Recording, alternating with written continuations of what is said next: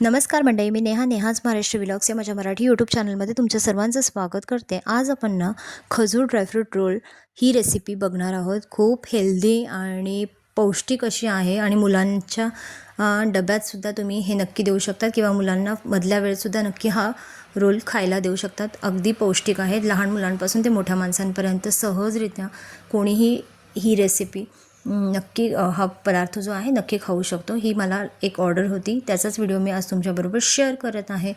तर शेवटपर्यंत न चुकता हा व्हिडिओ बघा।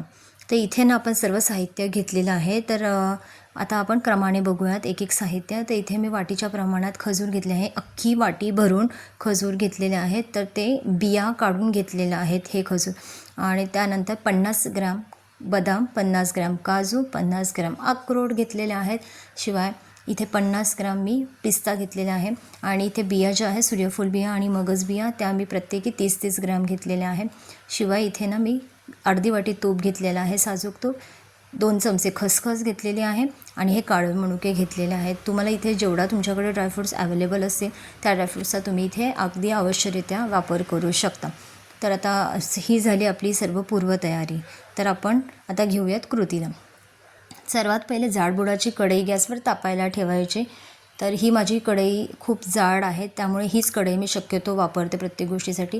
त्यानंतर इथे काजू, बदाम आपल्याला हे जे घेतलेले आहेत ड्रायफ्रूट्स आपण ते सगळे इथे ॲड करायचे आहेत आणि चांगलं मंद गॅसवर आपल्याला हे चांगलं असं कलर बदलेपर्यंत तळून घ्यायचे आहेत तुपामध्ये।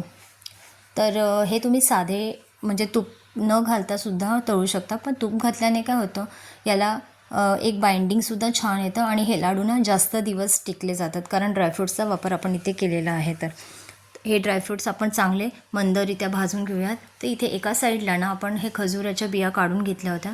तर मिक्सरमधनं ना एक अर्धवटरित्या अशी ओबडधोबड आपण ह्याची पेस्ट करून घ्यायची आहे। सोबतच ना इथे मी मनुके पण टाकलेले आहे, काळे मनुके। तर इथे तुम्ही अंजीरसुद्धा वापरू शकता। तर अंजीर माझ्याकडे संपलेलं होतं नुकतंच, त्यामुळे मी अंजीर टाकून हे शकले इथे।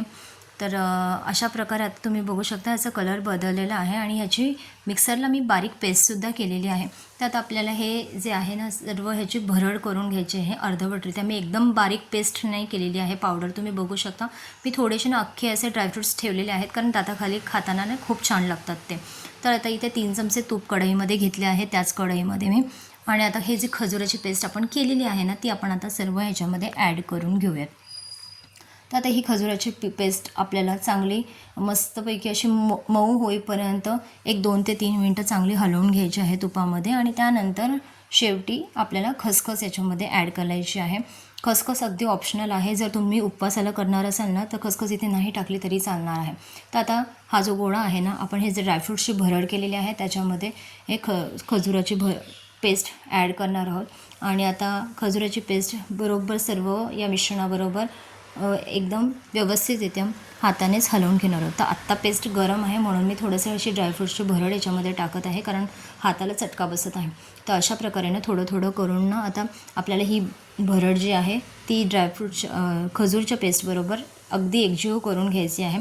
जर तुम्हाला इथे आवश्यक वाटलं तर तूप टाकूनसुद्धा थोडंसं टाकू शकता, म्हणजे 1 चमचे किंवा 2 चमचे तुमच्या आवश्यकतेप्रमाणे। आणि अशा प्रकारे मऊसूत असा ना रोल बनवून घेतलेला आहे मी। तुम्ही बघू शकता मस्तपैकी हे ड्रायफ्रूट्स क्रंची दिसत आहेत आणि तेवढेच ना टेस्टीसुद्धा झालेले आहे ही रेसिपी। तर अशा प्रकारे 2 मी छोटे छोटे गोळे करून घेतलेले आहेत असे। आणि त्यानंतर ना एक 10 मिनटासाठी मी फ्रीजमध्ये ठेवले होते थोडेसे सेट व्हायला। आता त्यानंतर आता आपण फ्रीजमधून बाहेर काढलेले आहेत आणि त्यानंतर अशा प्रकारे आपण बारीक त्याचे काप करून घेणार आहोत।